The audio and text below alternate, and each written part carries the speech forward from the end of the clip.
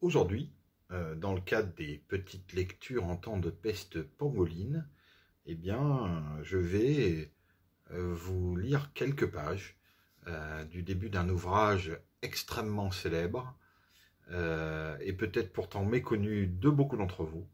Il s'agit de L'Appel de Cthulhu d'Howard Philip Lovecraft. Une horreur d'argile.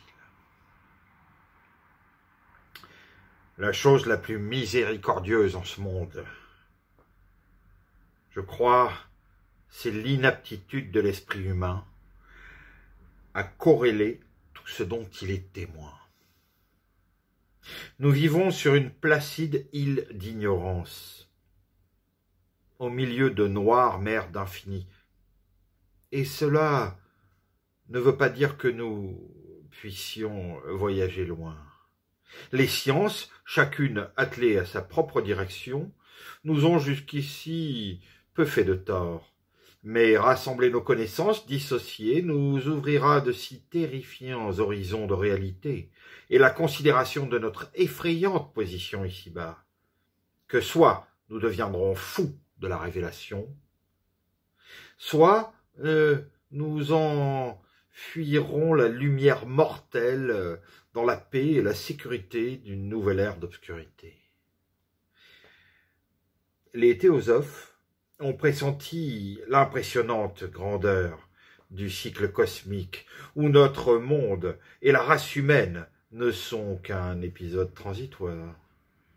Ils ont fait allusion à d'étranges vestiges, en termes qui vous glaceraient le sang si on ne les recouvrait pas d'un optimisme dérisoire.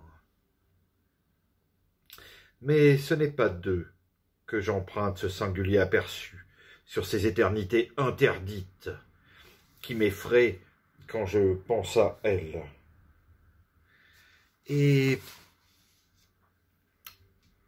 me rend fou quand j'en rêve. Ce que j'ai entrevu, comme tous ces redoutables aperçus de la vérité, a soudainement éclaté d'un rapprochement accidentel de choses disjointes. En ce cas, celui d'un vieil article de journal et les notes d'un défunt professeur. J'ose espérer que personne d'autre n'entreprendra cette reconstitution, et certainement, si je vis, jamais je n'ajouterai consciemment maillon à si hideuse chaîne. Je crois que le professeur lui aussi avait l'intention de garder le silence quant à ce qu'il savait, et qu'il aurait détruit ses notes si la mort ne l'avait soudainement saisi. Ma découverte de tout cela remonte à l'hiver 1926-1927, avec la mort de mon grand-oncle, George Gamel Angel, professeur émérite à la chaire des langues sémitiques de l'université Brown, Providence, Rhode Island. Le professeur Angel était largement reconnu comme autorité en matière d'inscription ancienne, et les directeurs de musées prééminents avaient souvent recouru à son expertise. Nombreux sont donc ceux qui doivent se souvenir de son décès à l'âge de 92 ans. Et l'intérêt local fut multiplié par l'opacité des causes de cette mort. On avait frappé le professeur alors qu'il revenait du bateau de Newport, tombant brusquement, dit un témoin, après avoir été bousculé par un noir déguisé en matelot, surgi d'une de ces sombres et louches ruelles de la colline abrupte, débouchant sur le bord de mer, au coin de William Street, où habitait le défunt. Les médecins ne trouvèrent aucun dommage visible, mais conclurent, après un débat perplexe, à quelques lésions inconnues du cœur, et que la brusque ascension de cette raide pente de la colline par un homme si âgé était la cause de sa fin. À l'époque, je ne vis aucune raison de mettre en cause ce diagnostic, mais plus tard, je fus enclin à m'étonner. Et plus que m'étonner.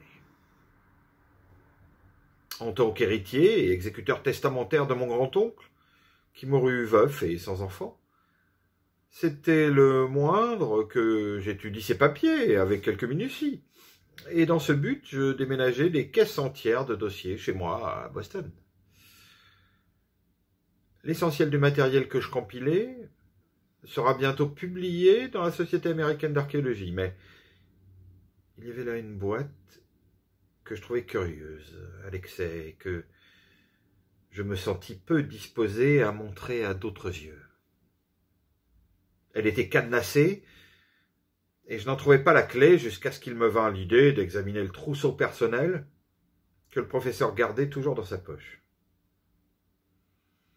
Bien sûr, je réussis alors à l'ouvrir, mais pour me confronter à un obstacle plus fort et encore mieux protégé.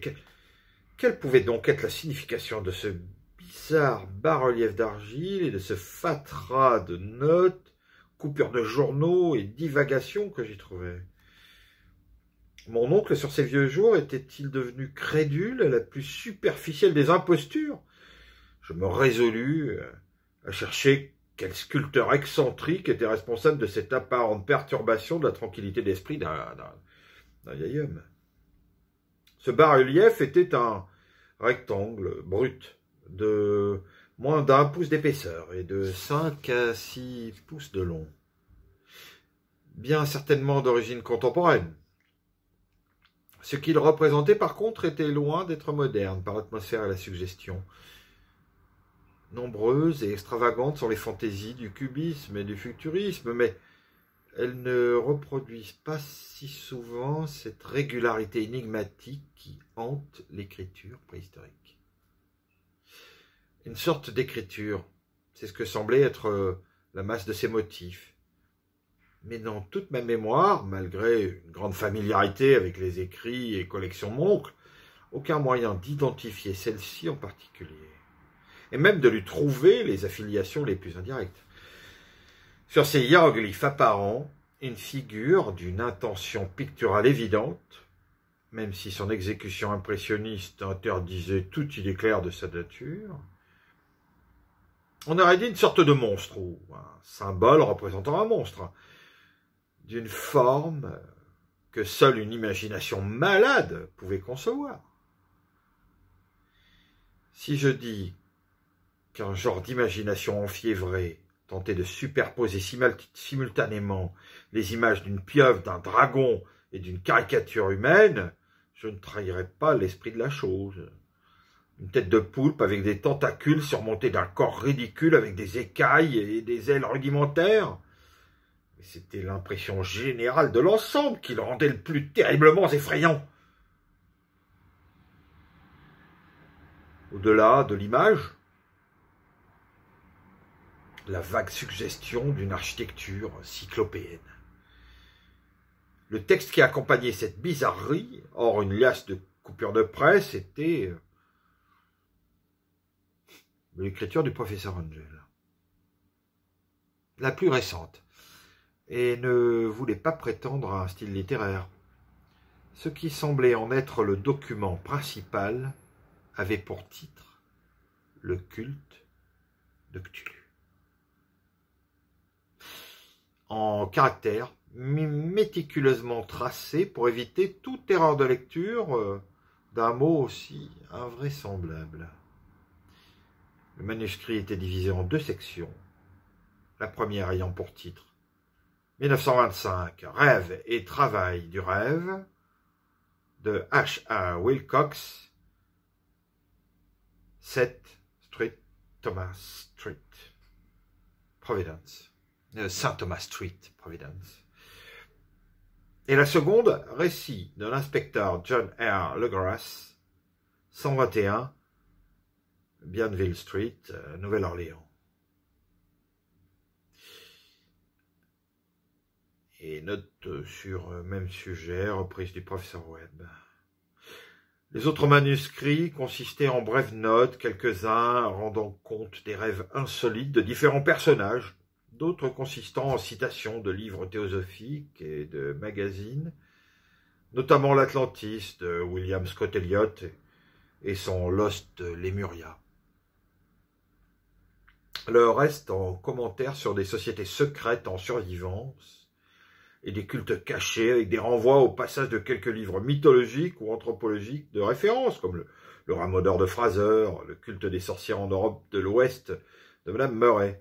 Les coupures de presse rapportaient des cas disproportionnés de maladies mentales et d'affaires liées à une folie de groupe ou manie psychiatrique au printemps 1925. La première moitié du manuscrit principal raconte une histoire singulière. Cela se passa le 1er mars 1925. Et je vous laisse découvrir la suite.